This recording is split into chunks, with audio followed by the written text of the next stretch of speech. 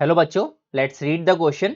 The question is a circular loop of radius r carrying a current I lies in the xy plane with its center at origin. The total magnetic field through the xy plane is. ठीक है, तो सबसे पहले यहाँ पे given scenario को समझते हैं. तो द गिवन सिनारियो इज हमारे पास xy प्लेन है, यानी कि this is the x and this is the y, यानी कि this is the y axis and this is the x axis. Here is the origin. यहाँ पे हमने क्या करा, यहाँ पे हमने एक circular loop at the origin as a center हमने यहाँ पे ड्रॉ करा. तो क्या होगा, देखो अगर ये हमारे पास सर्कुलर लूप है, नाउ हमारे पास जो मैग्नेटिक फील्ड लाइन से क्या क्या रखा है, the total magnetic flux through the x y plane is. Okay, अब यहां पे this is the center and this is also the origin.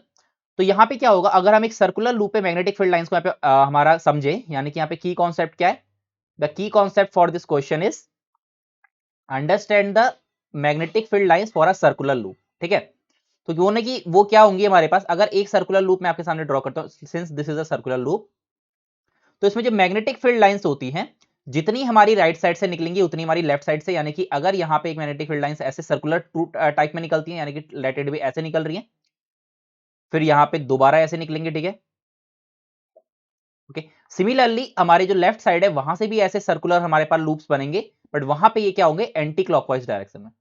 Okay, similarly यहां पे भी ऐसे होगा.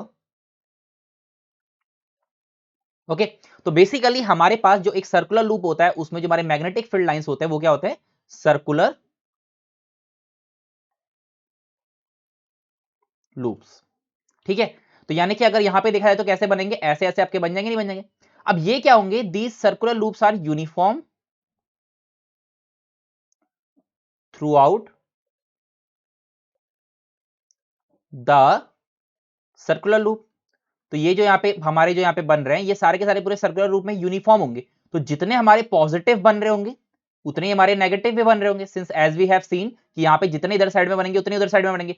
तो अगर टोटल मैग्नेटिक फ्लक्स अगर पूछा जाए, तो मैग्नेटिक फ्लक्स क्या होता है, सिंस मैग्नेटिक फ्लक्स जो आपका होता है that is B dot A.